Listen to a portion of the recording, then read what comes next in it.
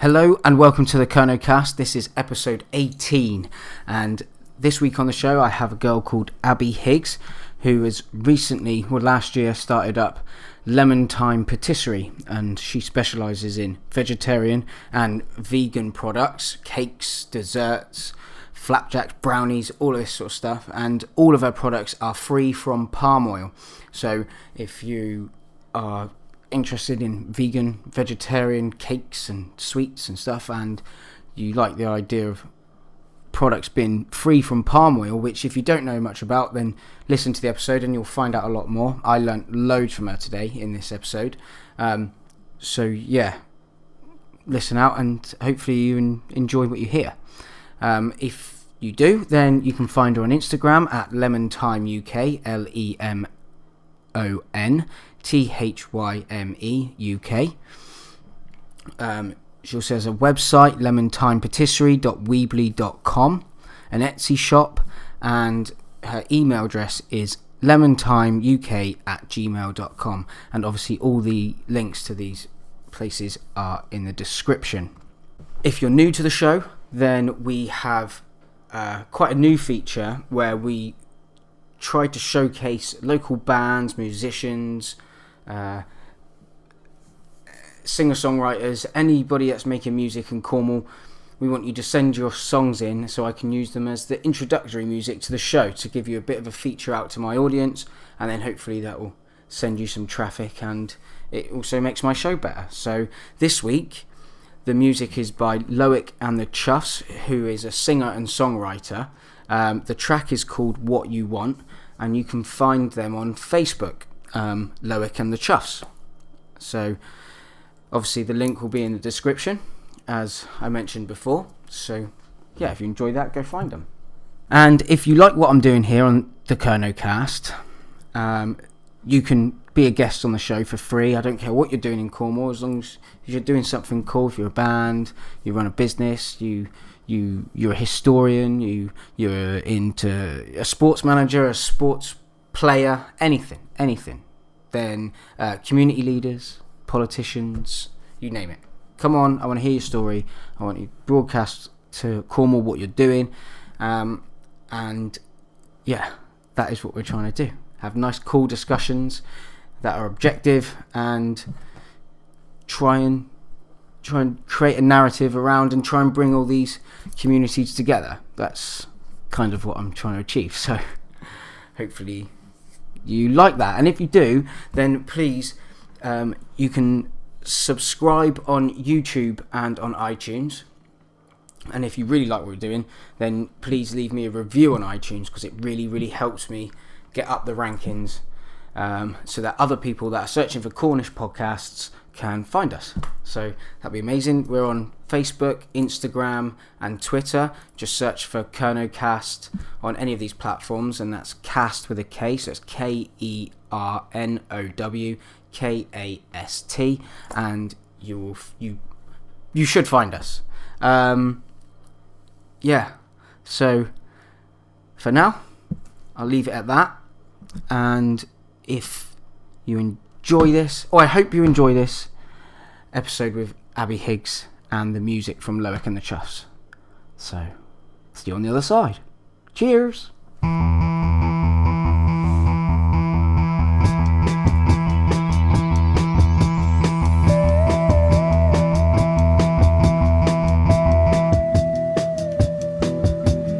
I can't be what you want. I cannot be what you want. I can only be one thing. I can't be what you want.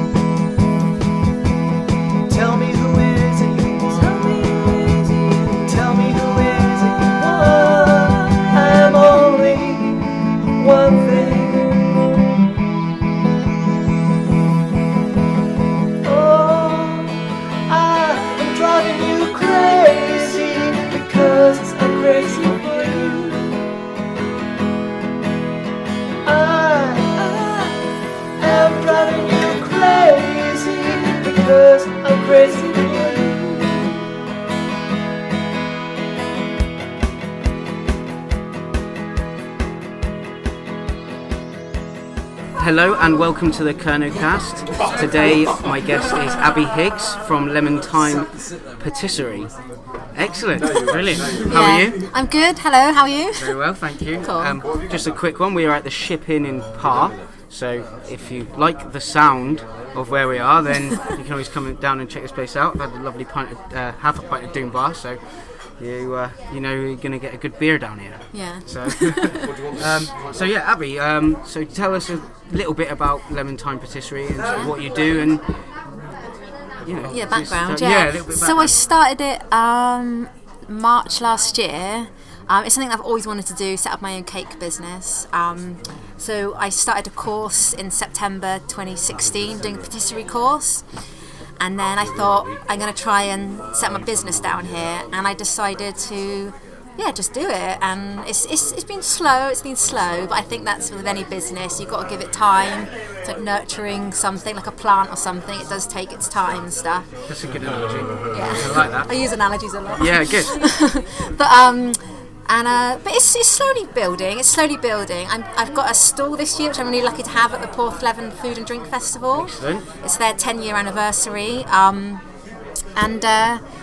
My main aim is to sort of supply businesses with cakes. I don't have a shop per se. I bake from my own home, but I try to supply to cafes or eventually like to do desserts for restaurants.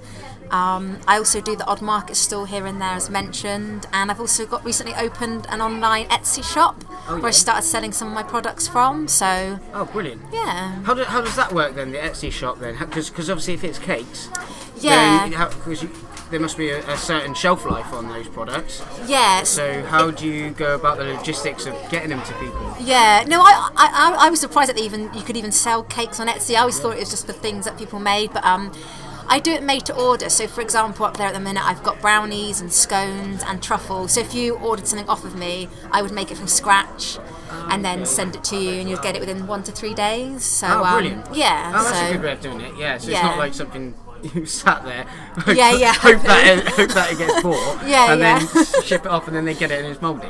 Yeah, exactly. Yeah, it's moulding in my kitchen. Oh, that makes sense. Yeah. Oh, brilliant. Cool. So is it just you mentioned before we done the podcast that it was vegan products. Yes, is it solely vegan products? No, it's not. I specialise in vegan, so I do vegan and non-vegan. But as mentioned, obviously when I first met you, I sort of talked about how I really want to bring more veganism to Cornwall.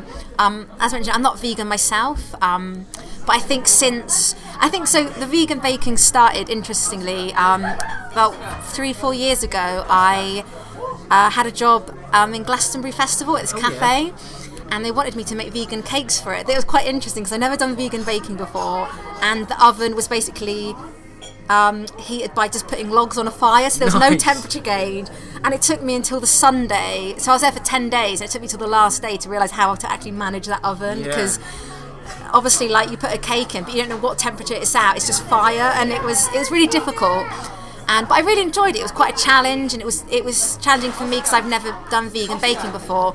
And then when I was living in Bristol, we used to have a food share, and one of the housemates was vegan, so whenever we cooked it was always vegan meals, and whenever I baked in the house so she could eat, everything was vegan. So when I came down here, it was sort of like I wanted to continue it a little bit and keep it as a thing within my business. And I think I enjoy it more than I do normal cooking, non-vegan cooking. And I think obviously because I'm sort of, it's a difficult one because obviously I'm not vegan myself, which I think obviously is a bit odd, but I feel that like it's something that I do. I don't know. I think because I'm studying a patisserie course at the moment, and that involves a lot of eating the products that we make. I think it's important for me not to go into becoming vegan quite yet, because I need to try the things that I'm eating, and unfortunately a lot of it is dairy. Oh, I'm with you. So because obviously if you're baking other things aside from vegan, you've got to eat it. And if you're vegan, you're almost like I can't try that. I can't try that thing I've just baked. So you're learning. Exactly. I'm with you. Makes So I sense. have thought that once my course finishes, I would like to maybe experience being vegan maybe for a month, give it a go, and then see where it takes me from there. So maybe, who knows, I might think, yeah, this fits right for myself, or I might feel, I don't know, but I'm going to see how it goes. Yeah. But it's more me wanting to sort of share veganism within Cornwall, give vegans cakes that maybe they used to eat before they were vegan now. So I try to do things like chocolate brownies and nice truffles and carrot cakes and all this kind of stuff that isn't just granolas and flapjacks that a lot of vegans are limited to. Right. Okay. So oh, excellent. yeah. And it sounds like you're really trying to like expand the options that people have with vegan. I think I'm not vegan myself. Yeah. I've limited knowledge on veganism at all. I understand that it's just not animal products. Yeah. To go into the food, but it does seem like there is a limit to sort of what options that people have to choose from in regards to food and what they can eat. So, I think that's amazing. It's really cool that you're trying to bring back stuff that people would have liked to eat and bring it into that. What is it that you really like about cooking vegan products as opposed to sort of other patisserie products? Yeah. What is it that really? I think it's the challenge. Yeah. I love that because also another big part of my business is the fact that I'm not using palm oil in any of my products, and I feel that like so all vegan margarines have palm oil in. Right. So I stopped buying food that contains palm oil in before I set up my business. So when I set up my business, I didn't want to buy palm oil just to sort of cater for that side of it. It was important for me to I just don't want to purchase give money to that industry. So it made it even more challenging because I can't use vegan margarine in any of the products I do. But to answer your question, I think I love the challenge of it, and I think that's what sort of drives me more. I find it more enjoyable. I don't know. I just think I get more enjoyment out of it than I do just putting eggs in a bowl and mixing it. And I've done that all my life. Where I think veganism, I just find it more like, I don't know. Yeah, the challenge. Yeah, the challenge. I can see. It's almost like being able to make, say, a chocolate brownie and get it to taste as good as a normal chocolate brownie, if you like, as a vegan product. Yeah. I can see that being where that challenge can come from. You know what I mean? Exactly. And like I do want to give, like I said, like vegans the opportunity to have cakes that maybe they ate before and they can't have now. Because one of the things was when I was setting it up, I got in touch with all my vegan friends and was just like, what is it that you miss? What cakes do you feel that you feel like you don't get and stuff? And one girl particularly said, we just want to have the cakes that non-vegans have, and that stuck with me, so that's why my aim is to not just, because I've noticed that when you do go to a lot of cafes, their choices usually are granola bars and flapjacks, and I think if I was vegan I would get sick of that. They're great, but you just feel a bit like, I had that yesterday. Yeah, exactly. So yeah. All right, brilliant. So what is it about the palm oil then that you didn't want to have in your products? What's the deal there? Okay, so yes, I stopped buying palm oil from the start of last year in food. I don't buy any food with palm oil in. So basically, Go on. So palm oil's an edible vegetable oil, and it's it's throughout Africa and Asia and South America, but it's mainly exported from Indonesia and Malaysia, right. 85% of it. Right, and it's in most of the things that we buy, so it's not just limited to food. It's in toothpaste, it's in shampoo, it's in conditioner, it's in loads of things. So basically, the industry's major issues is deforestation, climate change, and animal cruelty. Right. So at least the size of 300 football fields of rainforest is cleared every hour to make way for palm oil plantation. Whoa. They have predictions that orangutans will become extinct in the next 5 to 10 years, and the Sumatran tigers will become extinct in the next 3 years. So basically, yes. And that comes down to, a lot of it is down to producing palm oil. Yeah. Basically, what's happening is the rainforest is basically being wiped out to put in for palm oil because there's such a big demand for it, because it is in the majority of the things that we buy. But obviously, in doing so, because they are wiping down the rainforest, the animals that live within it are being killed Right. along with it.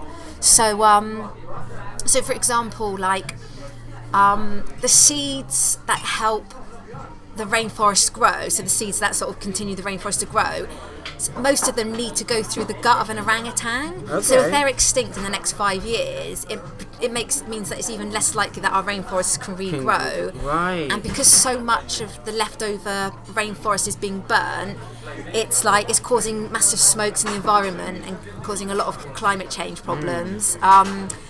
Also, because obviously the people who sort of obviously had the palm oil setting it up sort of thing, and now have like roads going into the palm oil plantations, yeah. Okay. So now it's allowing poachers to use those roads to go in with their vehicles, basically sit and wait for the animals that once was their home to come in, and then they take the animals to either kill them, to send them off for entertainment, either to kill them and then use them to use parts of their body parts, because it's also including like rhinoceroses as well, or using them for medical purposes, or they'll kill the baby they'll kill the mother orangutans, take their babies and use them as pets, or just to sort of all different things. But it's just awful. But it's also affecting the people who live in the environment. So there's a lot of child labour associated with it. So young children are having to like carry heavy things on their backs, like lots of the fruit and stuff, climbing these oily sort of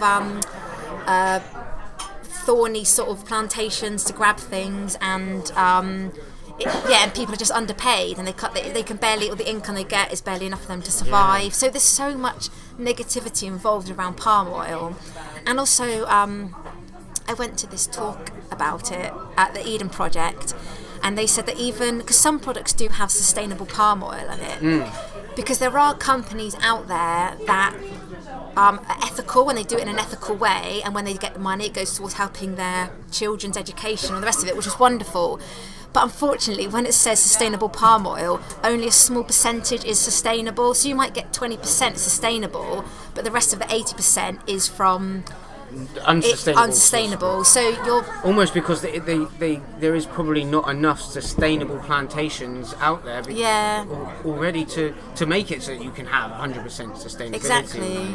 I know. Wow. I didn't know any of this at all. And that's very kind of worrying that when you start saying about tigers being extinct in 3 years, I know, potentially, and all down to this one plant. Product. And even like the rainforest obviously has a massive sort of effect on the planet, and without it, it's going to cause other effects as well. So I think it's important for us to, but companies are very clever, because unfortunately, and I didn't realise this until about a year ago, that because I was avoiding any food with palm oil in, and then suddenly I went to this talk at the Eden Project, and I found out there are different names for palm oil, and I researched this more, and I went online, and in fact there are over 200 names for palm oil, so which made it even more difficult, because every time you found something, you were like, and then you had to check. Yeah, and I have to because obviously, like I said, nothing I use has palm oil in. So even down to there's even certain E numbers that has palm oil in. Glycerin, glycerol, it's just another name for palm oil. So there's a lot of things obviously that I can't use, and I'm not willing to use. So I want to really promote that as part of things. I really want to spread that awareness to people, because I think obviously some people know, some people don't know, but it's just the sort of the amount of it, and I think maybe we've still got a chance to sort of do something, and there are websites that people can check out, like Say No to Palm Oil, and there's Instagram people that you can follow called Palm Oil Investigations that constantly give out sort of news and updates about what are going on. It's worth checking out. And also stuff like the Eden Project, they sell soaps that are palm oil free and all this kind of stuff. So there is people out there that you can that are trying to fight the good fight. Fight the good fight. Yeah. I'm one of them. So No, I think that's really good. That's really great, actually. And what I think is really good is that you're actually trying to take your business and attack, almost two problems with this palm oil stuff and the veganism stuff. I think that's really noble of you, to be honest. Yeah, it's good. And even like with my non-vegan stuff, I try to do it as ethical as I can in the fact that I use free-range eggs. I use butter that's all vegetarian, so it's got no rennet in it. And again, like, it's all ethical in, like, I try to do my best as in sort of. Yeah, I try to, like, I'm trying to make it as ethical as I can, because obviously it's principles that I've always followed, and I want to sort of not buy stuff that, anyway, so that's kind of, Excellent. So you said you started last March.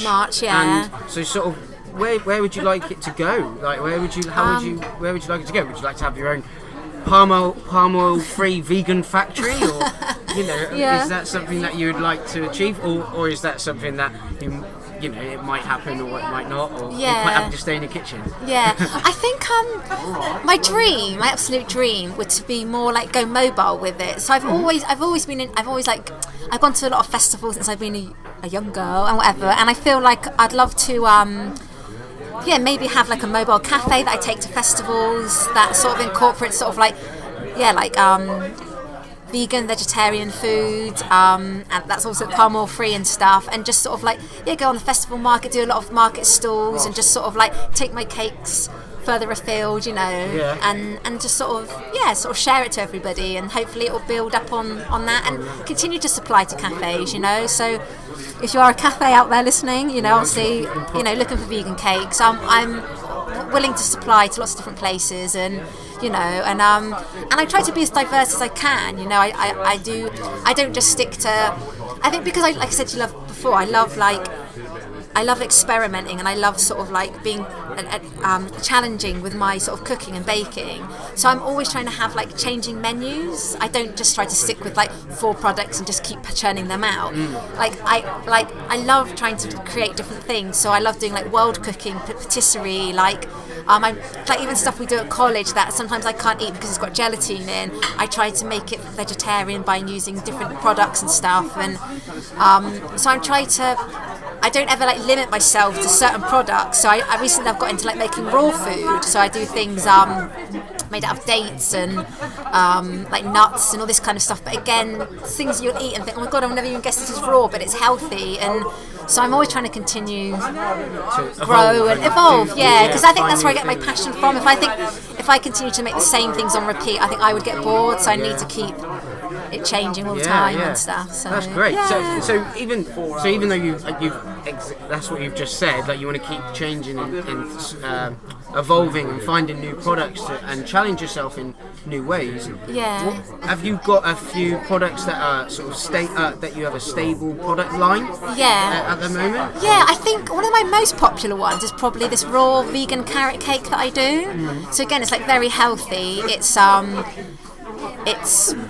more like a flapjack texture, so it's not baked, but it's just full of good ingredients. So that's probably, and my vegan brownies with dark chocolate and white chocolate, and they're usually get a big sell. I think they're probably my most popular. But it's interesting when I do market stalls, because what's popular at one isn't popular at another one, so it's kind of really varies. So that must make it difficult to know how much to make for each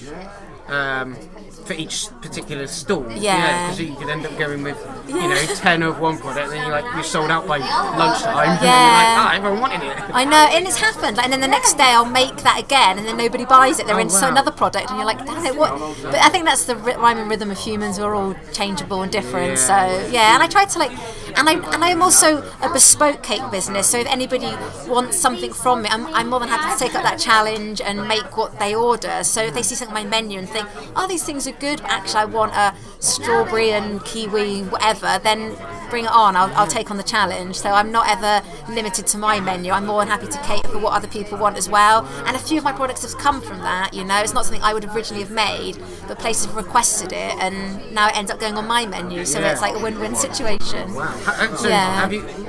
So far, how many sort of different products do you think that you've made, and how many have you got on your menu at the moment? Quite a lot. My vegan range is probably like, there's things I have made that I don't even have up on my website.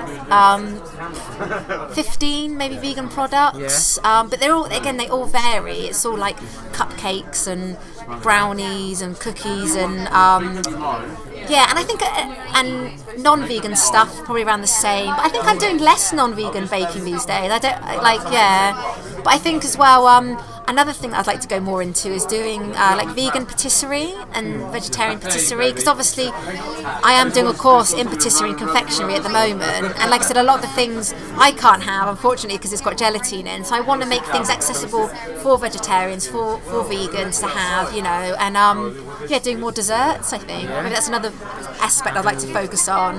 Wow. Yeah. I must feel like you're trying to do so much. Yeah. Like you're at college, you're trying to just like test yourself with all these different things. I mean, you've got, at the end of the day, you got a few regular customers and cafes and stuff that you deliver to? I do. I deliver regularly to Colours Cafe in Truro. Right. They're a vegan and vegetarian cafe. Okay. And they do a lot of they're a really lovely place to go. Really good menu. I definitely would suggest checking them out.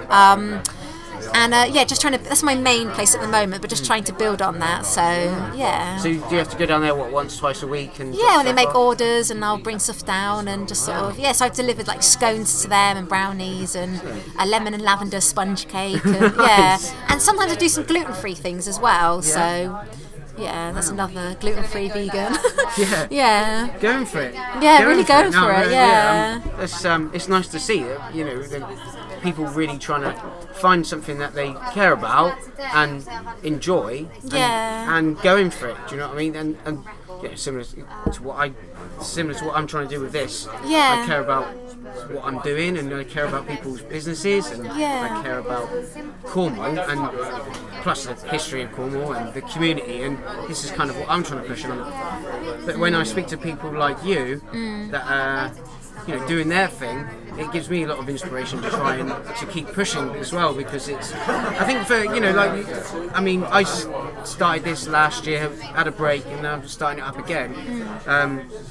It is very difficult to get the ball rolling. It's almost like you're trying to push this massive rock up Brown Willie, and you're right at the bottom, and you're like trying to push it up. And I think that eventually the ball gets a bit smaller, and then you end up, it gets easier to push up the hill. Definitely. But, I mean, how have you found the first sort of, well, you must be coming up to your first birthday. Yeah, it's true, yeah.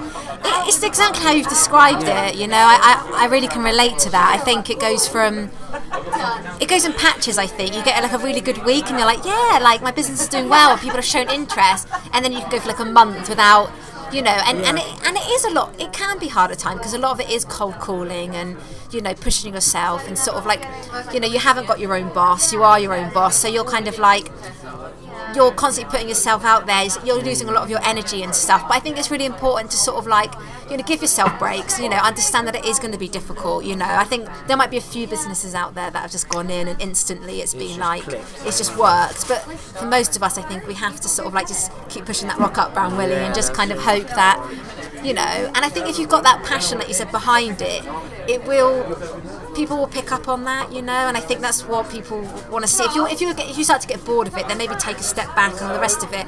But I think as long as you've got that drive, it will grow eventually, I think, because obviously it's like your passion, and I think eventually that will become something. So Fantastic.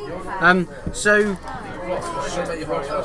with other cafes and stuff, have you found, so I can imagine with your business, you will end up with a few cafes dotted around that are your main customers almost, that supply you with the majority of your income. How have you found contacting the cafes, and have you found that a few of them have just ordered once, or have you, and like you said, you've got one that you get regularly? How have you found approaching the other cafes and places? It's been again like hit and miss. Some people have, a lot of people. What I found interesting is that a lot of people who've been in an established business for a long time have less interest, because I think they've either got in-house bakers or their own chefs, or they do it themselves, like the owners. Right. And I don't ever want to step on people's toes. I think it's important that you know, like one place I went into, I think the lady said that her daughter does all the cakes, and I thought that's so lovely that their family are all together doing it. And I think I've never want to sort of, you know, bulldoze through and take over somebody's, you know, like nice thing they got going.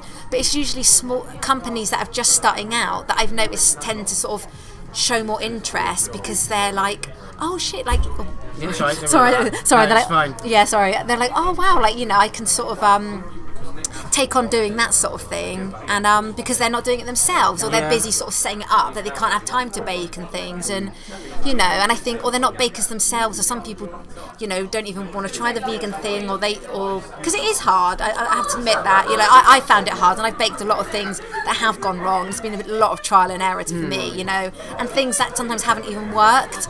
So I can understand why, you know, some people might be grateful for someone coming in being like, oh yeah, someone's going to do it. But it is hard. It is hard. I think, you know, it does involve, and I think you've got to be in the mood for doing it as well. Like, I'm in the mood now to go out to these cafes with some samples, and you know, because if I'm not, then I think just take a day break and then do it when you're ready, because otherwise people pick up on the energy, I think. And oh yeah, without a doubt. Yeah. So wow.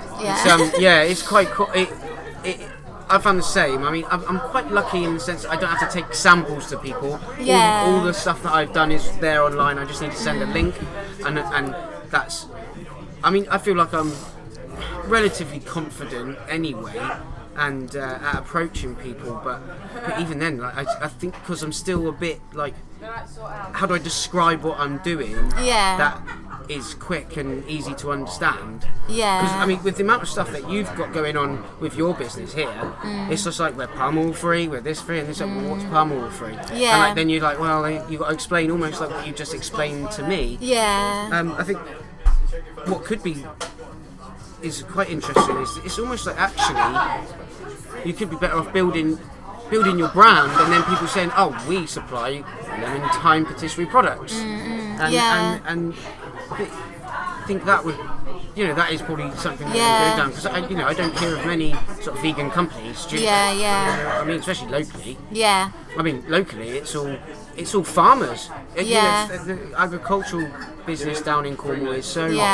Well, it's a major part of our economy, and you know, when it comes to that, it's all animal products, really, and except for crops. So you, in some ways, you're fighting against that, but you're not at the same time, because people's veganism is growing in a way, and people, I think cafes and restaurants need to probably do supply, or they they want to supply those products, because people are coming in and what's on your vegan menu. But I think like the desserts you said, how have you found, what sort of desserts have you been making then? Go on, to be honest, so one thing I did make last year was this sort of like dark chocolate salted vegan tart thing, and it was amazing. Like, really, really good. So at college, they're not vegan, but I made vegetarian bavoirs, and which is like a Bavarian mousse, it's called. Okay, like patisserie words. Yeah, no, that's right. Yeah. That's right. What else have we done? Oh God, I'm trying to think. A mousse actually. I did a chocolate mousse. That was vegetarian, but I just want to I think talking about like doing things challenging, I think, oh, how can I turn this into vegan? And it gets me excited thinking about sort of like getting all the plant milks out and just trying everything and just sort of doing it, and like putting something back. And I think desserts is like the next chapter, so it's kind of like on the early stages of it yet. So but I did get an ice cream maker for Christmas. Oh, nice. So I want to do a lot of vegan ice cream as well, which I haven't yet dipped into, so that's another thing. Cool. But talking about what you're saying earlier about the palm oil thing, I think I have thought about making a flyer and explaining to people why I do palm oil and why it is passionate to me, but obviously not in like in-depth things, because I know people haven't got time to read all that, but just a few bullet points as to why I've chosen to do it, and then hopefully make people aware, but also understand that that sounds like up their street or not, or whatever. Do you know what I mean? And just sort of because so that's something I'd like to work on as well. So there's a few little projects that I've got that I'd like to sort of focus on. And, I mean, that's the joy of running your own business, isn't it? And I think, and that's what like you said just a minute ago. You are wearing lots of different hats. And you're almost trying. You're the brand manager and the marketing manager and the production manager and the sales manager, you're all of these things, and it is trying to just tick each little one off. I mean, for me, I'm constantly trying to get people on the show, and then I'm constantly trying to push what I want the brand to look like, and then I'm like thinking, well, I need to make this video to like explain what my products and services are, because I've not made any money out of this yet, and I'm like, I don't know. I feel like I need to make a video for it, and I kind of keep putting it off, or I'm like, I haven't got the time, and I feel like I just need to just do it one day, and I will do it. I mean, in the next month. I'm laying down that marker now. So the next month, you will be seeing a video from me on that. But it's very, very intriguing. So what kind of products do you use to replace the products? So say like milk, what products do you use to replace the milk? To be honest, I don't want to divulge too much in my recipes. Fair enough. Because obviously, like, I feel that because I'm working quite hard to sort of develop this, I feel like I've got to keep them a bit close to my chest at the moment because it's still early days. So I think, like, there's obviously, I'm going to keep that one zipped. Because, but I don't know. It's just, I think it's just sort of a lot of trial and error, definitely. Yeah. So I think, like I said, unfortunately, sometimes I've made stuff and it's just gone wrong. And there's certain products that I just haven't mastered yet. Like, I really struggle to sort of make a good vegan version. And I don't know why. But I think in time it's just. But then it gives me more of a mission to be like, yes, there is going to be something out there that's going to, that I can make and just sort of adapting things. Like sometimes I like sort of. I think another thing is that I like to sort of really like focus on like flavors. Because I think that's hence the name like Lemon Thyme. That was because when I was trying to think of a business now, I was like, I really want it to be like, to incorporate what I want to be about, which is about like flavors and things like that. So I think I love trying out, like I said before, like world foods and things, and trying out different like spices and all that sort of stuff, and different things that might mix well together or won't. And so I think it's important for me to sort of focus on those sorts of elements of just what works or doesn't. And brilliant. You've actually just sparked a thought in my head. And there's a guy, I was on this breakthrough business startup workshop a couple of weekends back, and there was a guy sat on my table, Dom. His name was Dom, and he's in the process of setting up a cafe in Helston. Oh yeah. And it's in where there's an arts centre there or whatever. And they're in the process of putting the cafe in, and he's starting it out. But he wants to get involved in a lot of world foods, and he's very focused on, I think, a lot of vegetarian products and stuff like that. So he might be someone you might speak to. Cast Cafe. Kast, like the Kernow cast. Yeah. But cafe. Cast Cafe. Cast Cafe. Yeah. Did I bring a pen? Yeah, that's right. Or we'll find it afterwards. Yeah, that's fine. Yeah, he's definitely someone. Actually, you should probably get in touch with, because he sounds like, I mean, what he sounds like he wants to do probably is similar to what you trying to do. Yeah. I didn't think he was specific on vegan, but he did say a lot of world foods. He said he wants to experiment with spices. A lot of what you've just said. So that might be a good partnership. Definitely, Just a little thought there coming from my head. Yeah. A little plug for him as well. So but that's why, in a way, like because I used to live in Bristol, and whenever I go up there, I always go down to like the sort of Indian shops and certain like food shops where like you can get certain ingredients that maybe I can't often find down here. So I was up there recently, just like, oh my god, down like the spice aisle, buying like packets of spices, and just sort of like, because even if I don't have an idea for it yet, it's just nice knowing it's in my cupboard, thinking like, oh, I could try. Oh, I've this. got that now. Yeah, like, and just like try different things, and just sort of like. Yeah, I don't know. You've got it there ready. Yeah. And when you come up with the idea, how's your kitchen looking? Oh, then? don't. Yeah, this is awful. No, I just, my cupboards are brimming full of different ingredients. But sometimes you don't always use them, and you end up buying more. And I keep thinking, why am I still buying more ingredients? But the stuff that's in there, that's kind of like, I just think it's just a joy of mine, just by trying different things and just like experimenting with it all. So how are you going about?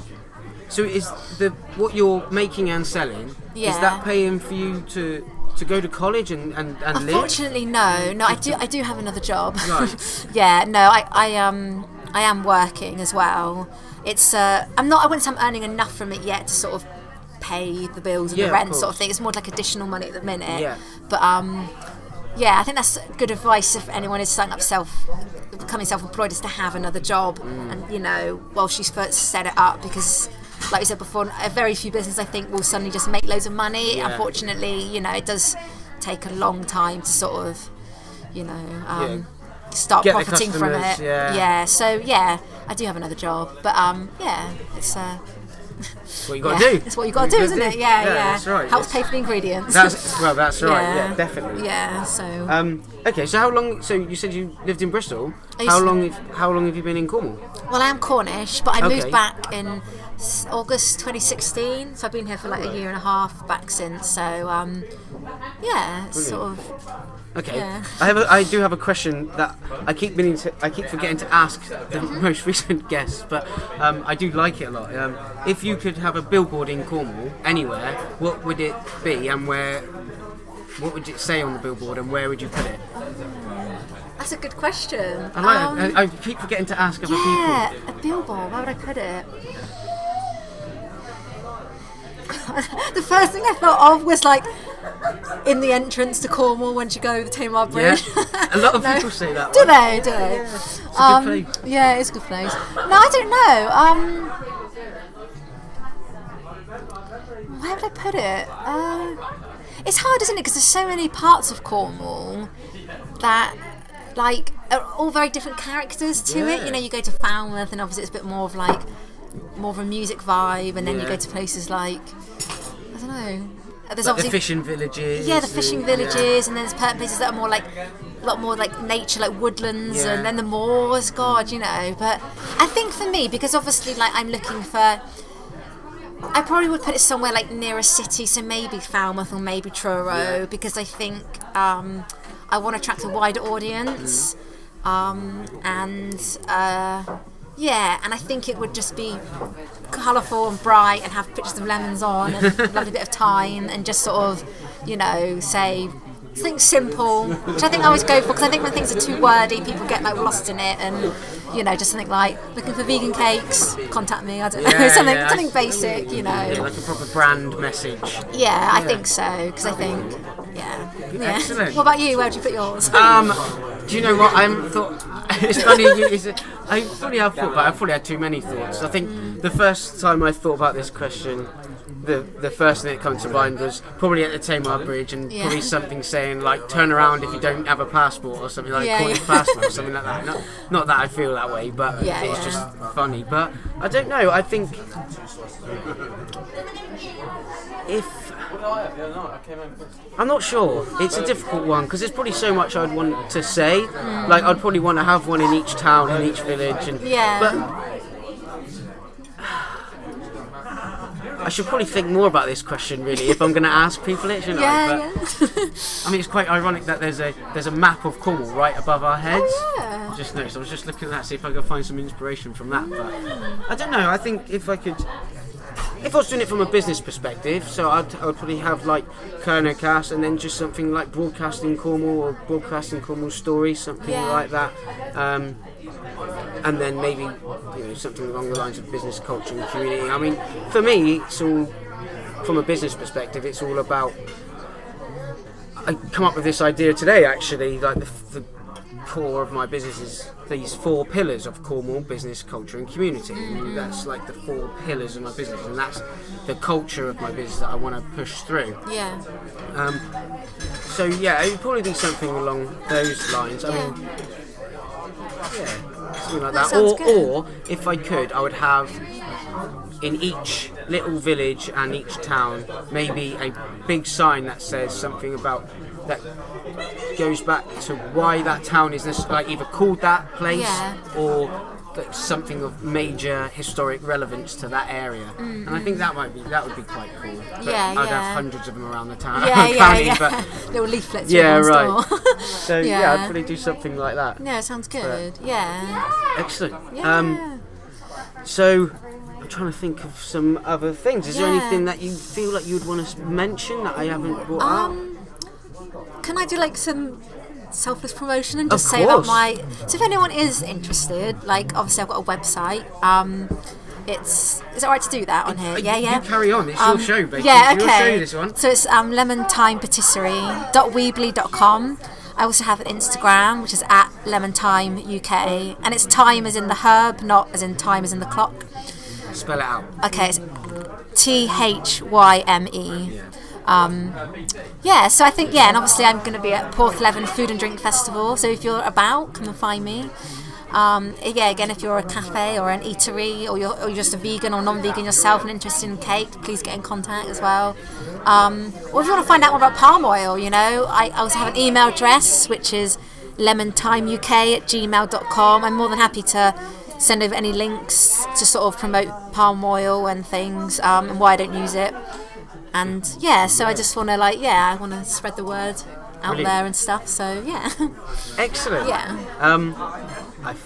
I think if you've got anything, you've got lots of notes there, and I don't know if we've touched on all of them. Yeah. You got two sides. Yeah, it's more just about palm oil, really. Oh, I was just right, but it's fine. There's nothing more to say. I think everything's been covered, and Excellent. but thank you for this opportunity. Hey, no problem. No, I'm very Yeah. happy to have you on, and I wish you all the best with what you're trying to do. Thank you and so I think much. it's really admirable what you are trying to achieve, especially the way that you're trying to attack both the vegan side of things, vegetarian, and obviously the palm oil side of things. It's definitely something that I've learned a lot about this evening, and I hope that the listeners have as well. So if you just remember Lemon Thyme UK.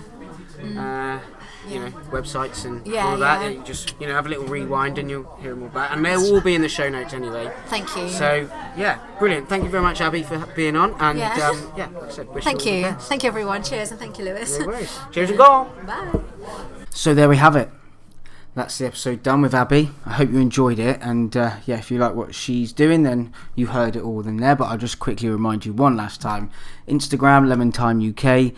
Email lemonthymeuk@gmail.com, lemonthymepatisserie.weebly.com, and she's got her Etsy shop, and look out for her at Porthleven Food Festival. At the beginning, the music was by Loic and the Chuffs, and the track was What You Want, and you can find them on Facebook, and all the links to all of what I've just said are in the descriptions below. A couple of little things from me before you shoot off. Do offer advertising on the podcast. It's £1 for one of those video adverts. If you was watching on YouTube, you would see a little video ad that was being played whilst you were watching us talk. And also, I'm going to be offering audio adverts that will play on both YouTube and iTunes, and they'll play at the beginning, and they're £2 per show. So if you 25 video adverts, that's for 25 weeks. 25 audio adverts is £50. That's for 25 weeks. So I think it's good value. I'm probably getting about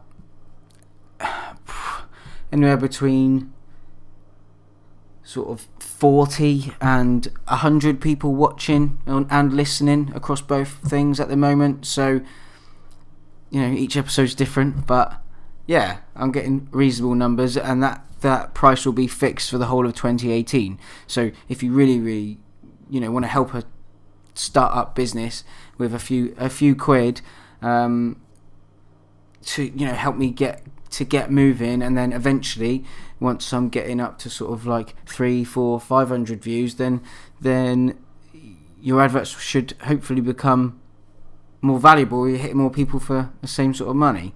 I'll probably change the prices up in 2019, but we'll see how it goes. If you want to find out more about that, you can email me at kernowcast@gmail.com. Like I said at the beginning, you can find us on Facebook, Instagram, Twitter, at Kernowcast. Give us a search. YouTube, iTunes, Stitcher, all of those platforms. Please just get hold of me and leave comments, reviews. Please, I want to try and build something here with the community and people getting involved and engaged and supporting new businesses and old businesses and the community, and try and spread some love for the culture of Cornwall. So, thanks a lot for listening, I hope you enjoyed it, and I hope you enjoyed all our past episodes, and I hope you'll enjoy any future episodes I do. Take care. Cheers, my dears.